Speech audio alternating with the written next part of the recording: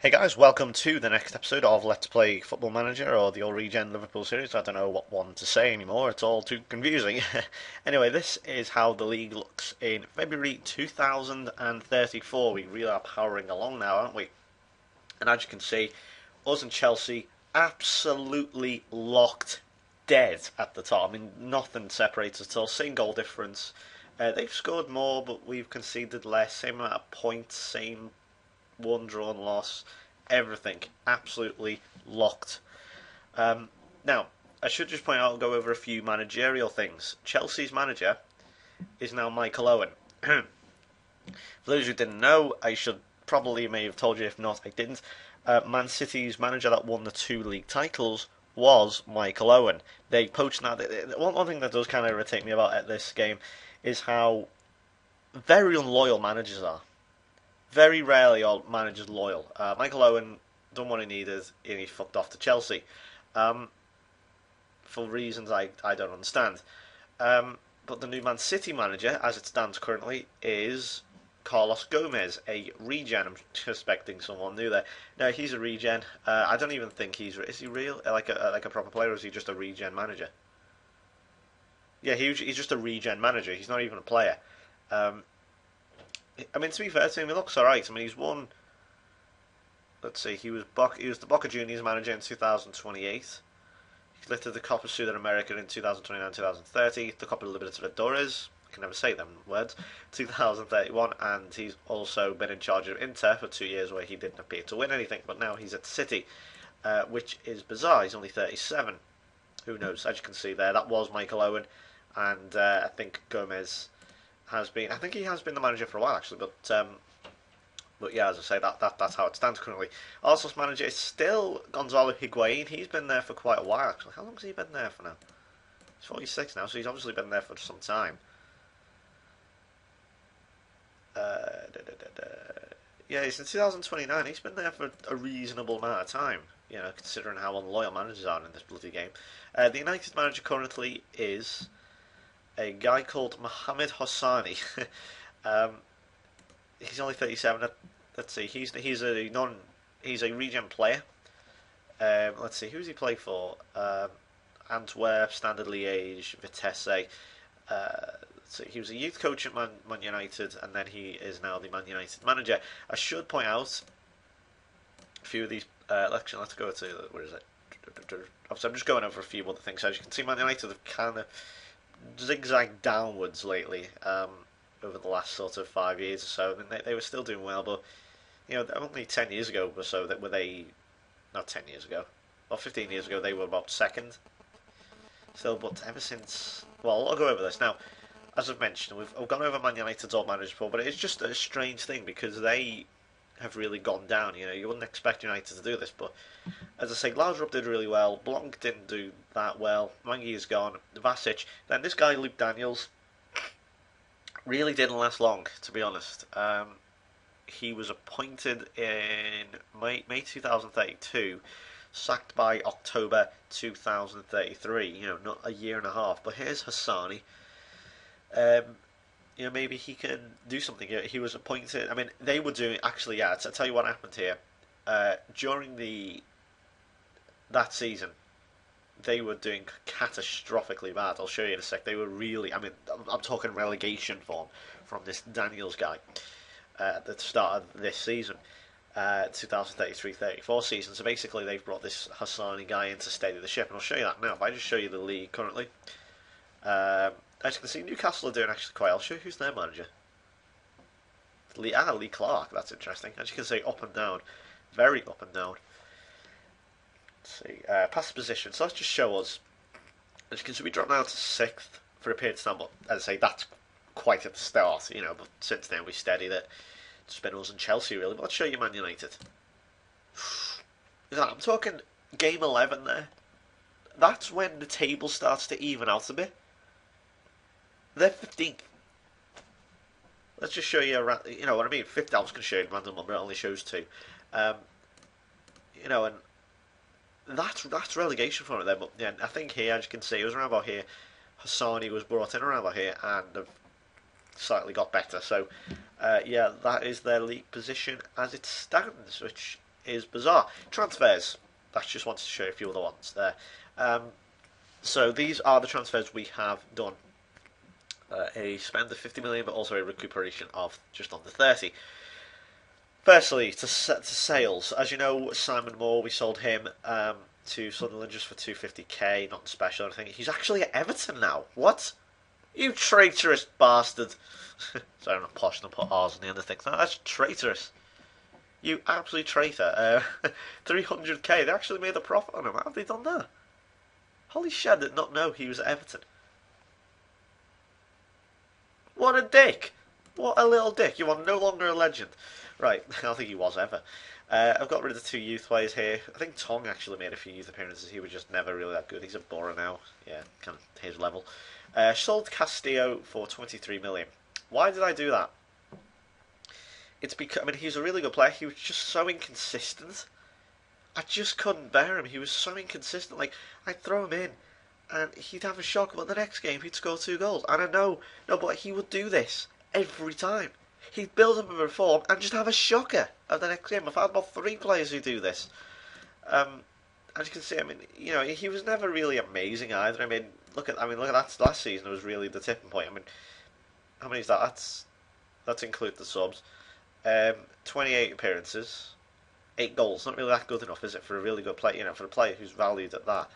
You know, considering I bought him in for 19 million. You know, Barcelona offer and they were snooping around. I was like, sure, take him.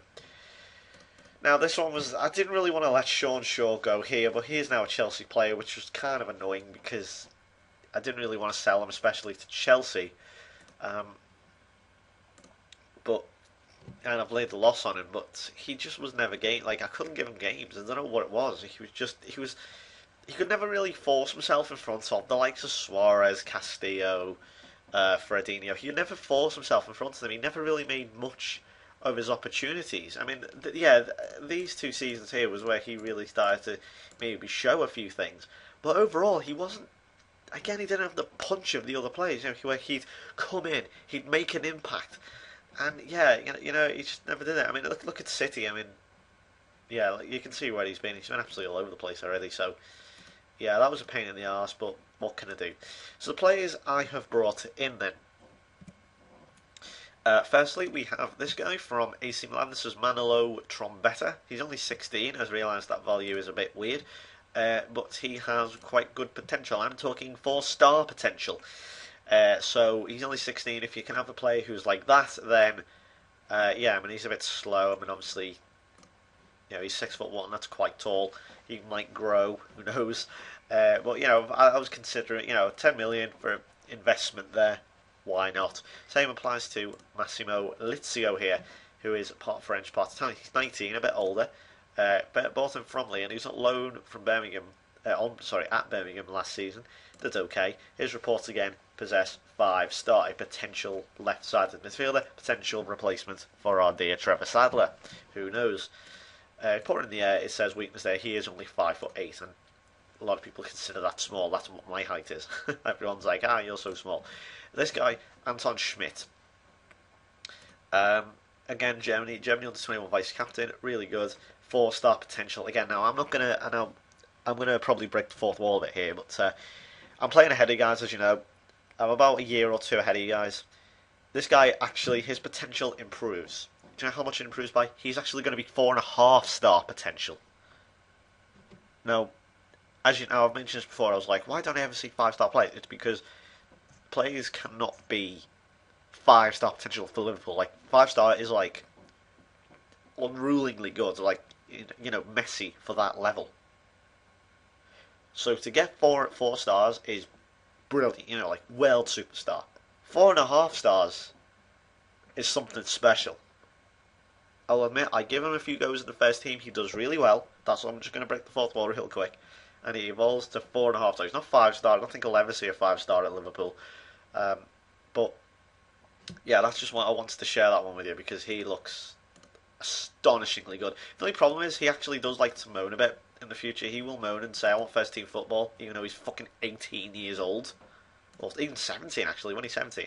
Anyway, moving on. Finally, this last player, £20 million for a 22-year-old Raul Ramirez. Now, I bought this guy, and he's only 3-star. You're thinking, why'd you buy that for?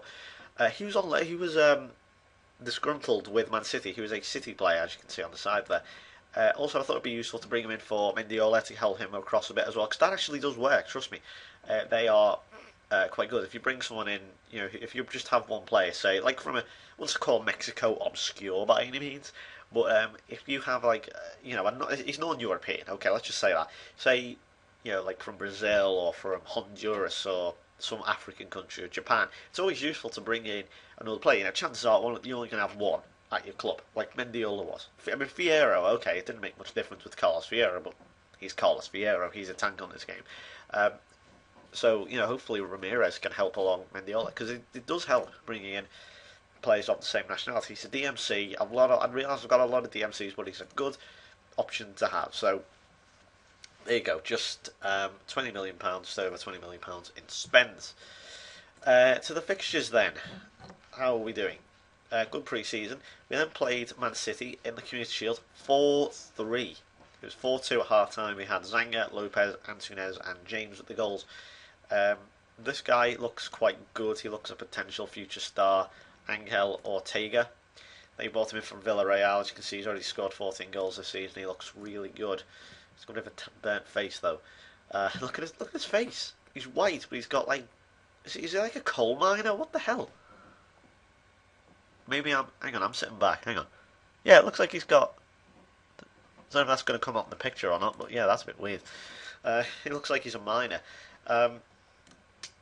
Yeah, so we have here... Anyway, started a good start of the season. We played Southampton, beat them 5-1. David Brown got the goal against us. And guess who got a hat-trick? Fredinho.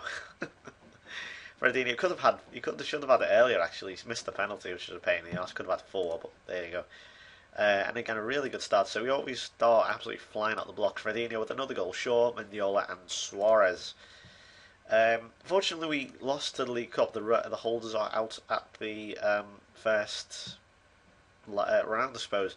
And of course, to all teams. Everton. I have a bit of a Goodison hoodoo. I don't win that many games at Goodison Park. I don't think I've ever lost at home to Everton, but I might have done once, maybe. But not very often. It's not often I've lost at home, but I don't win that often at Goodison Park, and it's a bit of a pain. So yeah, we're out of the League Cup. We also lost to Leicester at Newcastle, as you saw there. Suarez, this was annoying because we were 2-0 up, and I was like cruising, really easy. And they pull it back to 3-2. As they pull it back 2-2, 3-2. I was going mental. Good job I wasn't recording it. Anyway, yeah, moving on to, as I say, the game here was Newcastle. We also lost there. 90 bloody second minute winner for Craig Thu. What that name is. Strange, yeah. I mean, they were all away, so... I mean, look at that run of games. Look at that. 4 away games. You don't see that too often, do you? I mean, okay, we had 3 away home games there, but that's quite rare. You don't see that too often. I'm not making excuses there, by the way. We beat Man United, who again I need to talk about in a moment. But Group H we here in the Champions League, as I say. Well done to Rangers, the non-existent Rangers. Hopefully they'll come back by 2034. I thought it was really ironic actually that I've played Rangers here. But see, Paris Saint-Germain and Dynamo Kiev. We started off Rangers. Lizio here did really good. This was the first game he played. I think this was his debut, and he had an absolute beast of a game. A 7.7 doesn't really tell the whole story. Eusebio here also doing quite well, throwing him in. But yeah, a real decent game, that one. Went to Paris, beat them 2-0. Sorry, 2-1, I beg your pardon. Lizio again there, really, really good. He is very, very good, this Lizio guy. Also played Sekou Kone here. I think you might have seen his name once or twice. He has a good potential for the future. He's only 19.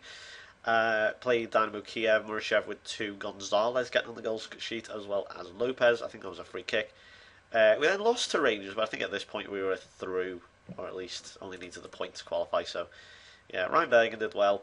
Rogalski didn't do too well. Yeah, German wonder kid, who, as I say here, he is a 4-star as well. Really excited about him. He didn't have that great game, but he's, whatever. I'll let him off. I think it was like his Champions League debut. Maloney didn't have a great game either. Neither did Paul Baird here, the younger centre back, Northern Irish. Don't think he'll be playing. He was fighting for his life at this point, like his whole his place in the team. So yeah, that was a bit of a pain in the ass, but we beat Paris Saint-Germain 2-0. So thanks to Magomed Murashev there. So that's 2-0. And yeah, so comfy Champions League qualification yet again, standard as ever. Just going to go all the way through again here. Let's see. 1-1 draw against Tottenham, which isn't too bad. You know, Tottenham Stadium, one of the hardest places to go probably in the Premier League. Again, 0-0 at City. Not bad, pretty even. Okay, they dominated possession, but overall shots and so on, pretty even. Not the best game in the world, but there you go. Mirror revenge against Everton there. We beat them 4-0 at home, so I've got no problem at home. Fredinho there with 2 goals. And again, so we started on a bit of a romp here. We then played Northampton Town in the FA Cup, so this is a bit of revenge for the little time they knocked us out a few years ago with Roy Hodgson. Cheers for that, Roy. As you can see, I played, again, a much younger team here. Average age must have been tiny. I've got Lee Barton in goal, who, as I say, is another really good youngster. I think he, at one point, had 3.5 stars. Yeah, he still has, which is good. So hopefully, replacement for Rafa Ramirez there. As I say, it's kind of confusing now when I'm saying Rafa Ramirez and Raul Ramirez. Very, very confusing. It still says R Ramirez for both those, so it's kind of annoying. Dan Little here, 21 now, so he's probably going to start fighting for his place. Alec Davis there's playing against Thomas Abels, who I bought from Ajax. He's quite good. In fact, he's very good, actually. I'll give him that for a right back. Dave Greenwood playing there. Ongoa gets his first goal as well. He's only 23. A little bit inconsistent, but not too bad. Champlevet and Jackson also playing. So yeah, decent game there again. Went to the Emirates, drew 0-0. Again, not bad. Okay, a point from these very hard away games. So yeah, we're not doing too badly. 2-0 against Wolves in the FA Cup. Oh, sorry, yeah. Of course, it's the FA Cup.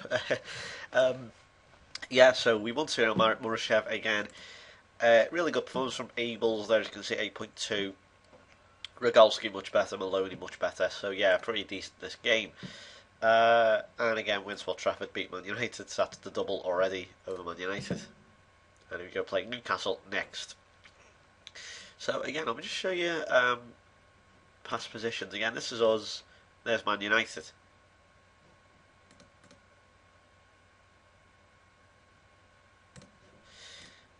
Yeah. Anyway, sorry, I was looking at that. Have I got that one right? Yeah, I just wanted to show you that again. I was only kidding. I was trying to be a bit inconspicuous there and say, look at that, Man United doing really poorly. But yeah, there you go. Yeah, so that is basically all I have to say, really. Hope you enjoyed. I will be back then with a season review very short. Let's just have a look again at this slight slide from Manchester United. No, am I kidding? No, I'm not like that. I don't usually do that, but I'm sure there are a few Liverpool fans who will like that. Anyway, that is really it from me now. I'll be back with a season review. By the way, we're playing Porto yet again in the bastard. It is a bastard Champions League, so hopefully we can have a bit of revenge yet again. Thanks for watching. I'll see you next time.